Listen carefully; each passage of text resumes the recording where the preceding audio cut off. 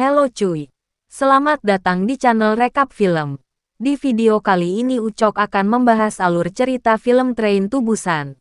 Sedikit ulasan nih cuy, film ini resmi dirilis pada tanggal 20 Juli tahun 2016 yang dimana menceritakan tentang bencana mayat hidup.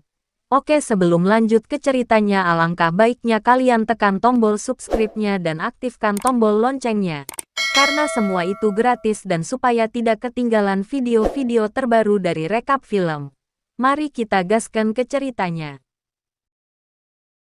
Terlihat sebuah mobil pembawa barang sedang melintas, namun sesampainya di pintu tol terlihat dua orang petugas yang memakai kostum tak biasa. Si sopir pun bertanya, ada apa ini? Apa yang sedang terjadi? Kata si petugas, ada kebocoran gas di sebuah perusahaan dekat sini. Namun Anda tidak perlu khawatir, semuanya akan baik-baik saja. Sang supir pun lekas melanjutkan perjalanannya. Di tengah perjalanan ponsel si supir berbunyi lekas ingin mengambilnya. Akibat kelalaian si supir yang tidak fokus berkendara, mobilnya pun menabrak sesuatu. Setelah dilihat-lihat ternyata si supir menabrak seekor rusa. Namun tanpa pikir panjang dan rasa tanggung jawab, si supir lekas pergi meninggalkan rusa yang malang itu. Akan tetapi setelah pak supirnya kabur beberapa saat kemudian rusa itu kembali bangkit. Namun ada keanehan dengan sosok si rusa, bisa dilihat dari kupil matanya yang berbeda dengan rusa pada umumnya. Cerita pun dimulai. Scene berganti pada seseorang yang sedang menelpon. Sebut saja Seokwo. Dia adalah seorang manajer di sebuah perusahaan. Beliau terlihat kebingungan lantaran melihat postingan di internet. Terlihat puluhan ikan mati dengan tak wajar dan belum dipastikan apa penyebabnya. Namun ini sangat merugikan perusahaannya. Seokwo lekas pulang. Sesampainya di rumah langsung disambut oleh ibunya yang sedang membersihkan ikan teri. Ternyata ikan teri makanan sejuta umat, hehe. Oke, lanjut. Gadis kecil ini adalah Suan, anak dari Seokwo. Hari ini adalah hari ulang tahunnya Suan. Ayahnya pun tak lupa untuk memberi sebuah kado. Namun Suan tidak mengharapkan apa yang ada di dalam kado tersebut. Yang Suan inginkan hanyalah bertemu dengan ibunya yang berada di kota Busan. Sebenarnya ibunya Suan dan ayahnya sudah bercerai beberapa tahun yang lalu.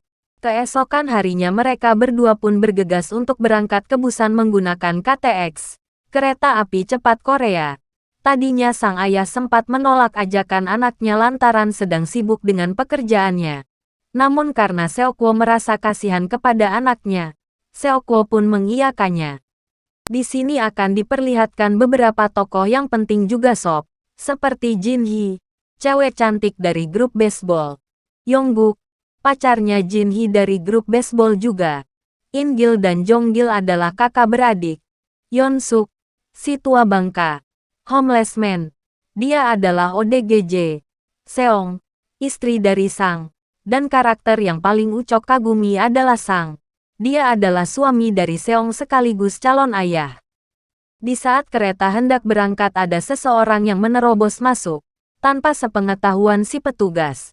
Lalu si petugas pun memberi aba-aba ke si petugas lain atau bisa kita sebut kondektur dan kereta pun berangkat. Ketika kereta hendak berangkat Suan dikejutkan dengan seorang petugas yang diserang entah kenapa. Suan yang kaget pun ingin memberitahu kepada ayahnya. Namun sang ayah telah pergi ke dimensi lain alias molor. Wanita yang menerobos masuk tadi sedang merintih kesakitan. Kelihatannya dia terluka, ada bekas gigitan di bagian kakinya. Di lain gerbong, Yeon Suk merasa ada penumpang ilegal yang bersembunyi di toilet. Alhasil dia pun melapor ke kondektur. Setelah diperiksa ternyata memang benar ada ODGJ yang masuk ke kereta tanpa sepengetahuan petugas. Dan petugas itu pun menanyakan, apakah Anda membawa tiket? Namun orang gila itu menjawab, semua orang akan mati. Namun Yeon Suk dan kondektur tidak menanggapinya. Kembali kepada wanita yang terluka tadi. Dia tersungkur jatuh dan dihampiri oleh petugas kereta. Lalu si petugas itu pun melapor ke rekannya. Namun tiba-tiba wanita yang sedang terluka itu malah menyerang si petugas. Semua penumpang kaget melihatnya. Dan si petugas itu mati sesaat setelah tergigit di bagian lehernya. Namun siapa sangka petugas yang terkena gigitan itu kembali bangkit dan malah menyerang penumpang di gerbong tersebut. Dan semua penumpang pun panik. Banyak korban terinfeksi. Satu persatu para penumpang diserang secara membabi buta. Jadi terlihat seperti tsunami cuy. Seokwu yang hendak lari sembari menggendong anaknya dikejutkan dengan satu mayat hidup yang berada tepat di depannya, namun siapa sangka dia pun menerobosnya. Alhasil mereka berdua pun terjatuh. Sosok Sang yang sangat sabar menunggu istrinya yang berada di toilet pun dibuat kebingungan. Dan mereka berdua pun kaget setelah melihat seorang wanita sedang diserang. Awalnya Sang ragu untuk membantunya, namun setelah dapat makian dari istrinya Sang pun langsung membantu wanita yang sedang diserang itu. Sang, dengan tubuh yang cukup kekar dengan mudah melawan mayat hidup yang menyerangnya. Dan Sang pun langsung memasukkannya ke dalam toilet dengan mudah. Sang menyuruh istrinya untuk lari. Namun Sung takut dan kebingungan. Di sisi lain semua penumpang yang selamat ikut panik melihat kejadian tersebut. Seokwo dan anaknya pun juga berhasil selamat dari kejaran zombie itu. Lalu si tua bangka langsung berteriak untuk menutup pintunya. Seokwo pun bergegas menutupnya. Namun Sang dan istrinya masih berada di lain gerbong. Seokwo yang baik hati itu langsung membuka kembali pintunya. Dan Sang beserta istrinya pun berhasil selamat.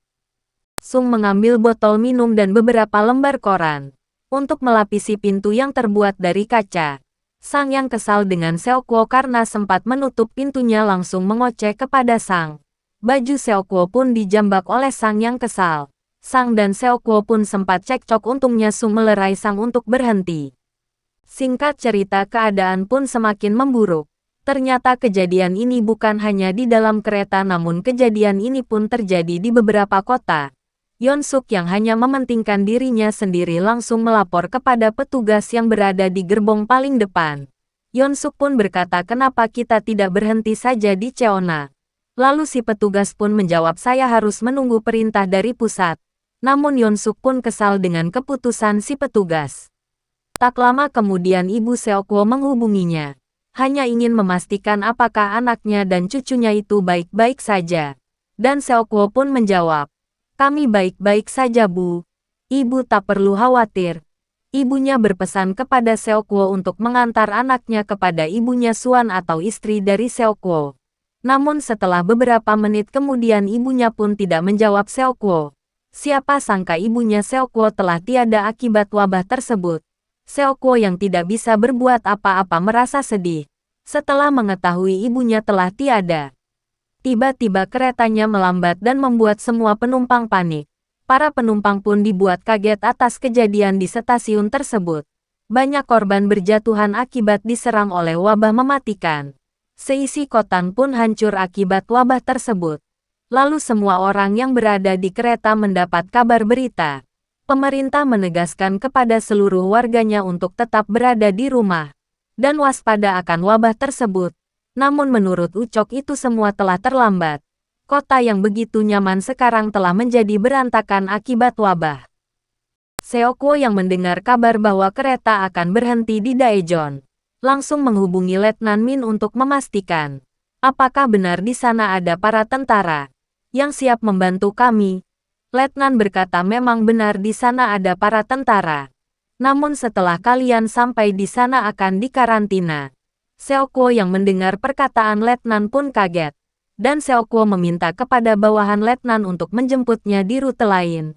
Dan Letnan memberi arah kepada Seokwo untuk tidak pergi ke arah alun-alun melainkan pergi ke arah timur setelah sampai di stasiun. Beberapa menit kemudian kereta telah sampai di stasiun. Satu persatu para penumpang turun, berjalan menuju alun-alun. Tetapi Seokwo tidak ikut rombongan yang lain. Seokwo lebih memilih pergi ke arah timur yang sudah diberi arahan oleh Letnan. ODGJ yang mendengar percakapan tadi langsung mengikuti Seokwo ke arah timur. Namun Seokwo menyuruhnya untuk pergi dengan yang lain, akan tetapi orang itu memaksa ingin ikut. Sesaat setelah semua orang menuruni anak tangga.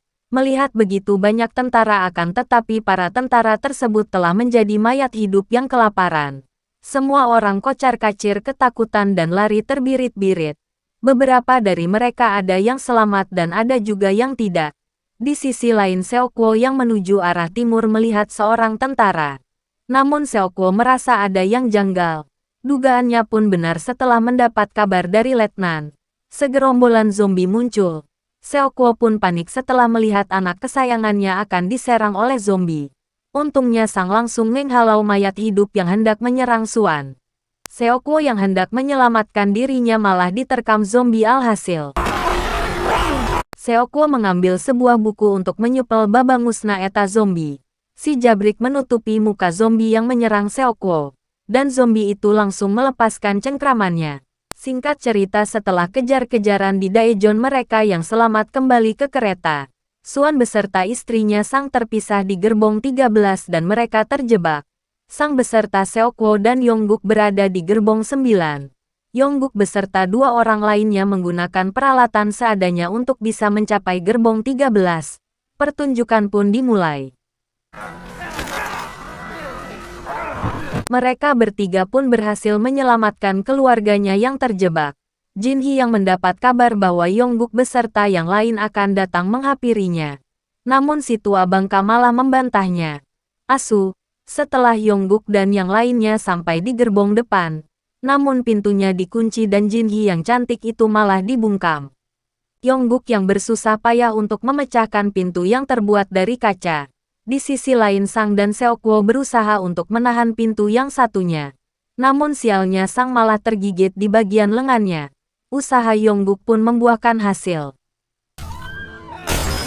Sang menyuruh Seokuo untuk meninggalkannya. Sebelum Seokuo pergi, Sang menitip pesan kepada Seokuo untuk menjaga Sung, istrinya Sang.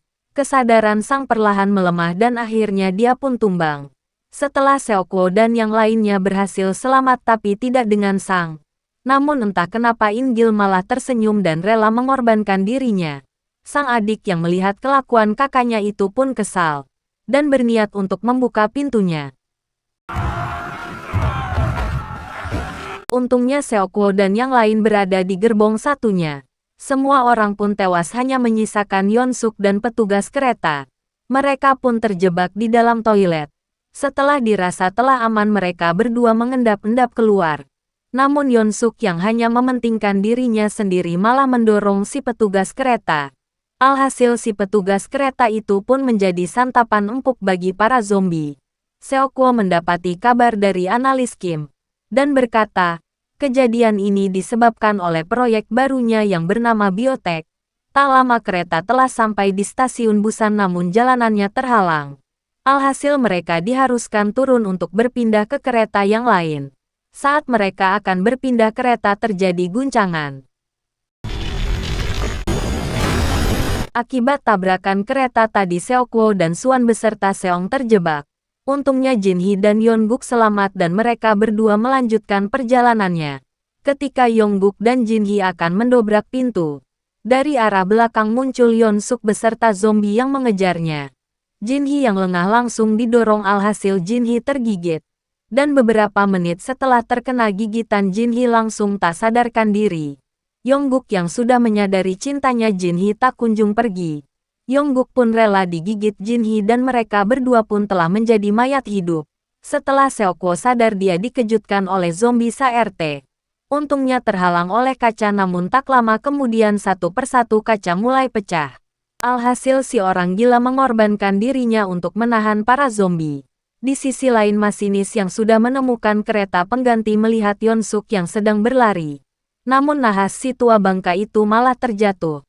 Masinis kereta yang melihatnya langsung menolong Yonsuk. Akan tetapi si masinis itu malah ditinggalkan begitu saja setelah menolong Yonsuk. Alhasil masinis itu tewas. Singkat cerita, Seokuo dan Xuan beserta Seong berhasil naik ke kereta. Seokuo pun menghampiri ruang kemudi. Namun beliau dikejutkan oleh sosok Yonsuk yang setengah sadar akibat tergigit di saat dia jatuh. Seokuo pun diserang habis-habisan oleh Yonsuk yang sudah menjadi zombie. Sialnya di saat Yonsuk akan menyerang Xuan dan Seong, Seokuo malah tergigit. Setelah bersusah payah bertarung dengan Yonsuk, Seokuo berhasil menjatuhkannya.